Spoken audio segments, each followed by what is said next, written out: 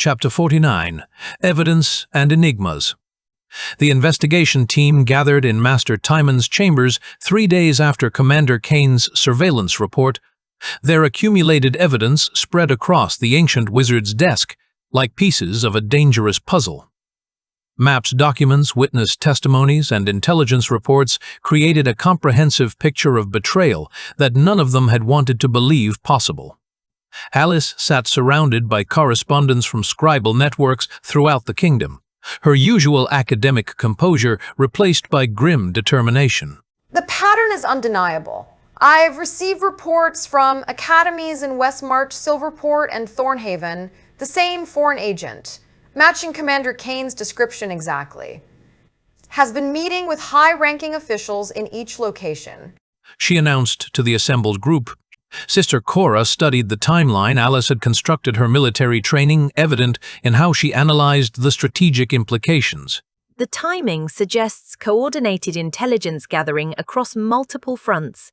This isn't random infiltration, it's systematic preparation. Marcus examined the movement patterns they'd documented, feeling a chill of recognition from strategic games he'd studied in his modern world. The coordination suggests either magical transportation or multiple agents with identical training. Given the distances involved and the precise timing, magical travel seems most likely. Marcus, there's no such thing as magical travel over these distances. That's pure fantasy. The head scribe is correct. There's no known magic for such transportation, which means we're dealing with coordination beyond our expectations, multiple agents working with precise timing across vast distances. Master Timon looked frailer than ever, but mentally sharp. He nodded slowly. Commander Kane spread additional intelligence reports across the table. My contacts in border regions confirm unusual troop movements coinciding with these meetings. Small units well-trained moving without official royal authorization. Recruitment operations. The meetings aren't just intelligence gathering.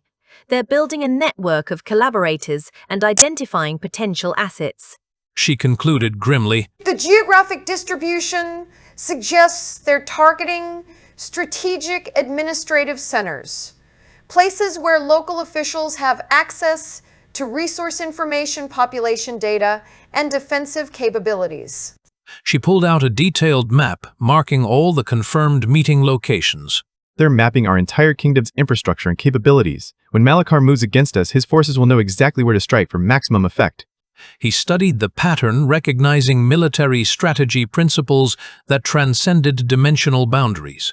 The room fell silent as the implications of their investigation became clear. Lord Varric wasn't just a corrupt advisor. He was facilitating the betrayal of the entire kingdom to interdimensional invaders. The question now is whether we approach the king with what we have or attempt to gather irrefutable proof of treason. Master Timon leaned back in his chair, the weight of nearly 2 centuries of experience evident in his expression. The king is in Varric's hands.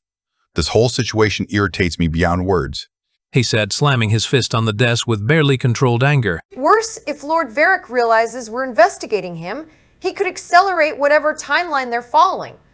We might trigger the attack we're trying to prevent. She nodded thoughtfully. So, we need to catch them in the act. Document a treasonous meeting so clearly that even the king can't deny the evidence. Her military pragmatism cut through their speculation. The foreign agent has been following a regular pattern of meetings. If we can predict when and where the next one will occur, we could position multiple witnesses and documentation. He felt the familiar excitement of a complex problem requiring creative solutions. Risky. If we're discovered, we lose our opportunity to stop them and potentially face charges of treason ourselves. Based on the pattern, the next meeting should occur within the next 2 weeks. Lord Varric has been providing regular reports, and the intervals have been consistent. He studied the timeline they'd constructed. Even with perfect documentation, Lord Varric's influence with the king means written evidence alone might not be sufficient. The king trusts him completely. She began organizing documents into evidence categories. Which is why documentation isn't enough. We need to capture both Lord Varric and the foreign agent in the act of treason, then present them directly to the king. Her expression grew determined. Capture them? That's dangerous, but it would provide irrefutable proof. He felt his pulse quicken at the boldness of the proposal. If only we had cameras or recording devices, he thought. This world forces us into danger at every step when simple technology could solve everything. Sister Cora is correct. We can't risk Lord Varric dismissing written evidence as Academy fabrication. We need living proof of treason that the king can't ignore. Master Thyman was quiet for several long moments, clearly weighing the enormous risks of such an operation. When he spoke, his voice carried the authority of someone who'd made difficult decisions throughout multiple lifetimes. Master, capturing a royal advisor and what appears to be one of Malakar's agents would require significant military coordination. The risks of failure are acceptable compared to the risk of allowing this betrayal to continue. If Malakar's forces attack with complete intelligence about our defenses, the kingdom falls regardless of our caution. How would we even coordinate such an operation? Lord Varric has royal guard protection, and the foreign agent clearly possesses magical capabilities. We'd need carefully positioned forces, magical countermeasures, and absolute timing coordination, plus backup plans for every possible complication.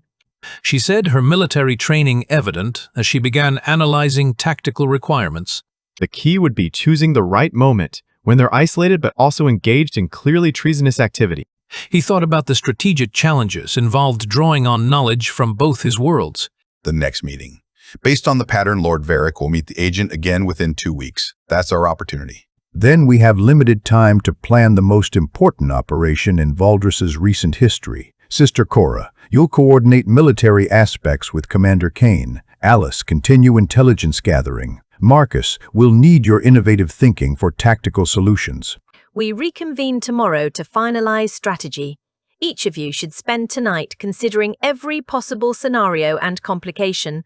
Master Thyman dismissed them to begin detailed planning. As the meeting concluded, Marcus reflected on how their investigation had evolved from academic curiosity to planning what amounted to a military operation against the kingdom's highest officials. The stakes couldn't be higher. Success meant exposing interdimensional betrayal, while failure could mean charges of treason against them all. Alice remained behind after the others left, but instead of organizing correspondence, she sat staring at the table with internal conflict. Alice, are you having second thoughts about the capture operation? He asked gently. Marcus, we're about to attempt capturing the king's most trusted advisor based on circumstantial evidence and pattern recognition. If we're wrong about anything. She looked up with an expression that seemed strangely distant. We're not wrong. The evidence is too consistent, the pattern too clear. Lord Varric is collaborating with enemy agents. But the risks. If this operation fails, everyone involved faces execution for treason. Our families, our friends. Everyone we care about could be destroyed.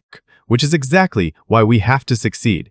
The alternative is allowing Malakar's forces to conquer the kingdom through betrayal. He nodded, understanding the weight of responsibility they'd accepted. As he walked back to his quarters, Marcus thought about how the capture operation would require everything he'd learned about strategy, innovation, and leadership. Tomorrow, he would need to contribute tactical solutions that could make the difference between exposing treason and committing it. The investigation had taught him that some battles could only be won through decisive action, not just careful planning. Sometimes saving a kingdom meant taking risks that could destroy everything you'd worked to build. But allowing interdimensional conquest through inaction was unacceptable. Whatever the personal costs, Marcus was committed to stopping the threat they'd uncovered. That evening, Marcus made his way to the tavern where Owen had first hired him for night work. He moved from table to table, asking quietly about the missing foreman. Only one had seen Owen since he'd disappeared without paying his workers. The final confrontation was approaching, and success would require perfect coordination, innovative tactics, and the kind of courage that transcended personal safety concerns.